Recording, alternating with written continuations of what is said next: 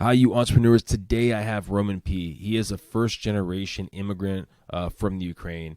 In this podcast, he really goes in depth of building his brand, his digital marketing brand, and also how he's built out his podcast.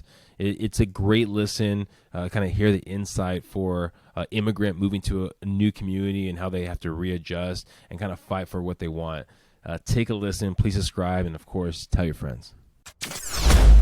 Welcome to the road to growth, success of an entrepreneur. We've raised the bar. Learn firsthand from successful business owners and create your own path to success. I'm going to show you how great I am. It's time to hit the road to growth with team lead of the Enriquez Group, Realtor Vinny. So we are here with Roman. Thank you for having on. So you are the founder of Roman Zora, right? It's a digital marketing company. And then also you have a Digital Savage Experience podcast that you've kind of been rising up the ranks on your podcast, huh? Yep. I mean, it's reached number 81 in the charts in the charts in the United States. So cracked top 100 and then top 50 in other countries like Canada and the United Kingdom, which is cool. And all the hard work is kind of, paying off now. How's that win once you actually came past the 100 mark right there? I mean, it's good, and everything at this point is kind of streamlined. So like all my guests mainly are booked through agencies that I have partnerships with, so I don't have to take the time and kind of go look for guests. All my content for social is streamlined. All my audio editing is streamlined. So I got to a good place currently. Obviously, there's room for improvement, but a lot further than when I first started out. How long has your podcast been going for? It's been since December 2017, but this past March is when I really switched kind of gears and turned it into an interview format podcast where I've interviewed about 80 founders, CEOs, former athletes, authors about their journeys and kind of how they got to where they are now. Oh, nice. What did you pick up from the first couple of years of having the podcast together, that kind of switching over to the current platform? Well, for me, obviously there's shows that it's a host and no, interviews. For me, it got a little boring. And then, I was dealing with a lot of personal stuff in my life, my grandfather passing away. So I think switching it and having to, the opportunity to speak to other people and kind of network in that sense and learn other people's stories and seeing how similar they are and some of the hardships they've dealt with to get to where they are now. I think it helped with actually the coping process with that event. And I think it's a great way to network, and it's added value to my audience. So I kind of stuck with it and chose a specific format, which has, an outline of questions, but additional questions asked during the interview as well, and kind of built the audience that way.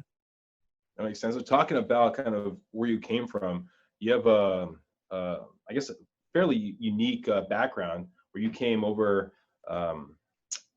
from the U.S. I think at a young age, right? It was like 4 or... Yeah, I came here when I was 5 in 1990 from Ukraine. It was still under the Soviet Union, with my grandparents, my aunt, my mother and father, and my brother. And we were in a 2-bedroom apartment for a while.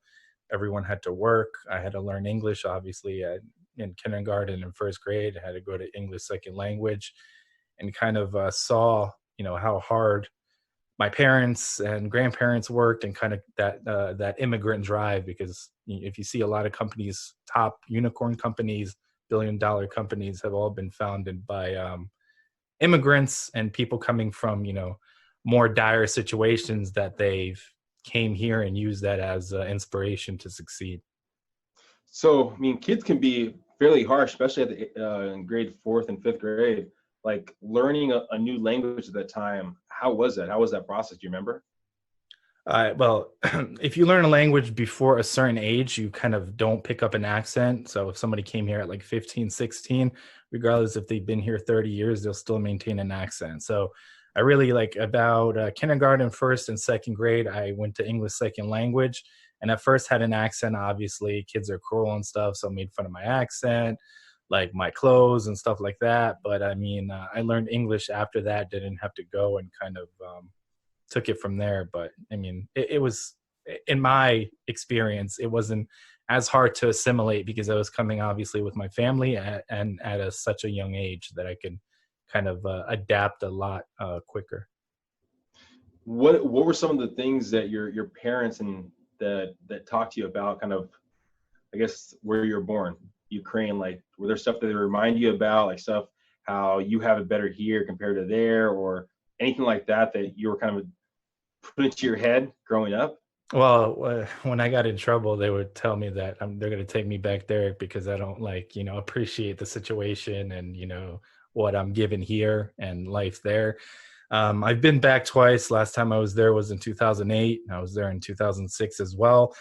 Obviously, there's like a conflict with Russia in the eastern part of the country. So basically, a stalemate kind of war. I'm from Lviv, which is a UNESCO World Heritage Site, from the western part close to Poland. And Ukraine has been very corrupt in terms of the government and stuff like that. So if I started a business or anything like that, the local government, the provincial government may come to me for like bribes or whatever. So you're not in a free economy in terms of being able to do what you want and kind of make your own journey and make your own road. You're kind of dictated and mandated by a lot of corruption. And that can limit you. You can be thrown in jail for nothing and things of that situation. So there's a lot more freedoms here than, back there. So what happened next? What happened next after you started getting assimilated to the United States, getting assimilated to the culture? I mean, what were some of the things, like, what happened next after, I guess, middle school, high school, so on and so forth? Yep. So I graduated high school. I played sports in high school and stuff like that. I got recruited to play D3 and D2 soccer. I played other sports, but I decided not to go to those smaller schools. I went to Rutgers University in New Jersey, the State University of New Jersey.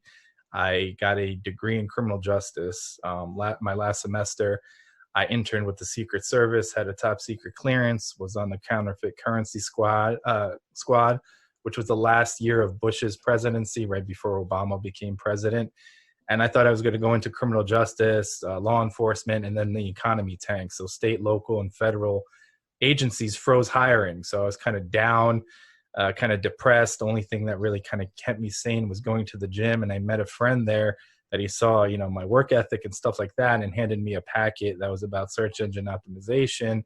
He basically said, go read this, learn more online about this and other kind of digital marketing, channels. And you can come and do this for my company, which was a financial services company. So I did that for about 2-3 months, and that kind of opened up the door for me to get in the field. And ever since then, I kind of ran with it. I worked on about 600 campaigns over 11 years. I've held 3 director roles, started my agency, consulted and spoke. So I kind of made my own destiny in that sense. So how was the process of switching over to being your own boss when you started building your agency? It was great because I had a lot of connections in the field.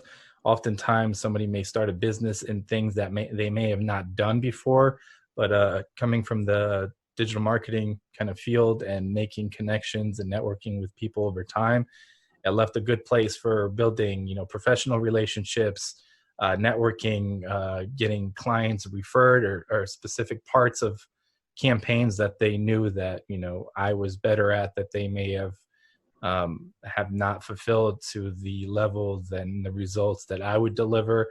So kind of all that relationship building over the years in the industry led to an easier transition. So how long did you have a game plan of transitioning to your own business? Was it something that was put in the works where you're kind of building out your database, so when you did transition over? It was just one of those things where I saw a lot of people that I worked with starting their own things, their own agencies, their own kind of consulting firms. And I thought to myself, I'm smarter. I mean, I'm just as intelligent, if not smarter, than majority of these people. And like, why not me? So kind of researching and taking the first steps, building a website, getting an LLC, starting kind of the business structure itself and all the things that come with it in terms of, legality, and then kind of taking it from there. What were some of you think the biggest hurdles? I know you had some, hurdles coming over here, but besides that, what are some of the other hurdles that you've had to kind of go through to get to the point that you're at today? I mean, in terms of the professional sense, in any industry, you're going to get screwed over by people, people close to you, business partners. So certain projects, certain campaigns where, got screwed over out of money, or, the people disappeared and I had to kind of carry the weight, or just, negativity in that sense. But other than that, it's something kind of easy to overcome, and you learn over time that how to deal with those situations, because obviously if you're younger and somebody kind of screws you over in business or keeps money from you or things of that nature, you may react a lot differently than you would maybe in your 30s or 40s, when you kind of went through the process and gotten that emotional IQ and kind of learn how to deal with it better. Well, I'm assuming the first time you got screwed over, that probably affected you fairly well. Do you remember that time? Yeah, I mean, it was like, working on with other agencies, and they didn't kind of pull the weight. And then obviously that influenced me and my agency, because at that point, you're working on the same client. So they don't really care if there's 10 agencies, 10 people, one person, two people.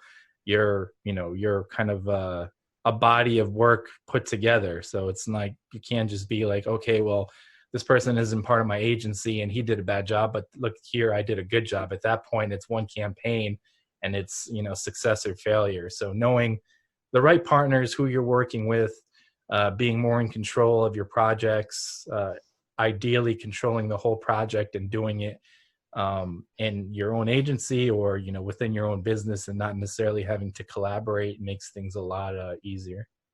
So for someone listening right now, walk me through. So someone's reaching out to you, they want to use your service for some digital marketing, right? How would you control the situation to alleviate some of the possibility of them screwing you over?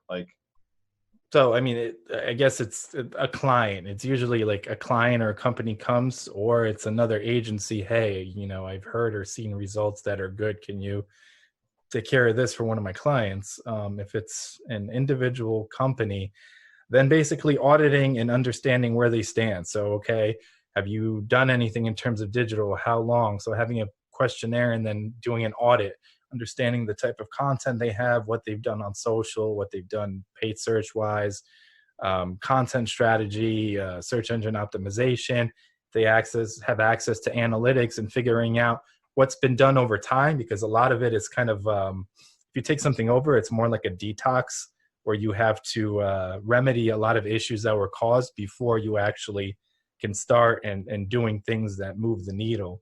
So understanding that and basically baselining correctly to really understand how much time is going to take and what you should be charging, because obviously if you don't identify all the problems, you may be out of pocket for a lot of the work, because a campaign may not work because you have to spend, let's say, 50 hours to fix one thing before you get to the part where you can actually put in the work and deliver results for a client.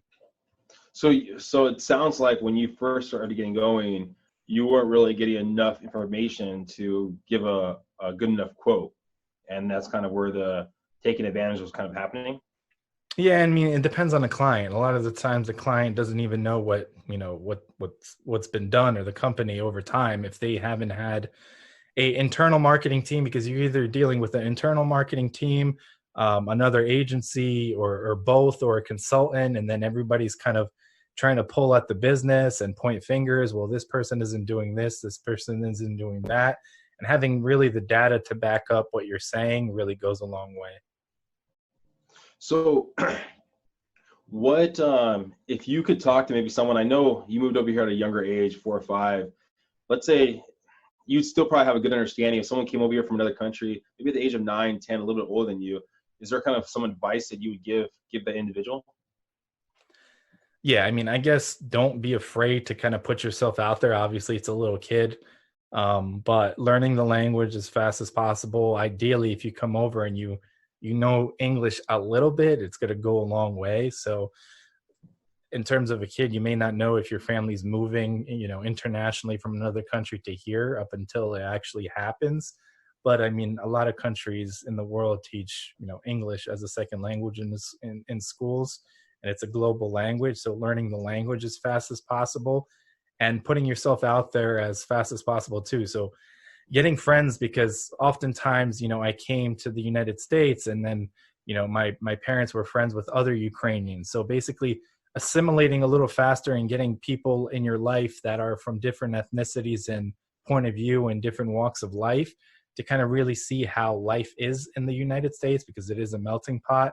So, I mean, a lot of cultures kind of just, keep to themselves, come here. And there's people that don't even necessarily learn English because they can stay in their community and just know their native language, and they don't really need the English language because they don't go anywhere else other than their community. So learning that, putting yourself out there, and just, learning different people and what their life is. So obviously this podcast, we're learning about each other, and you were on my podcast, but having that understanding in terms of your classmates, where they're coming from, and make as many friends as possible and then see where that goes. Obviously not all friendships are genuine, but friends can really go a long way if you're, in a foreign place and you may not, know anybody to begin with.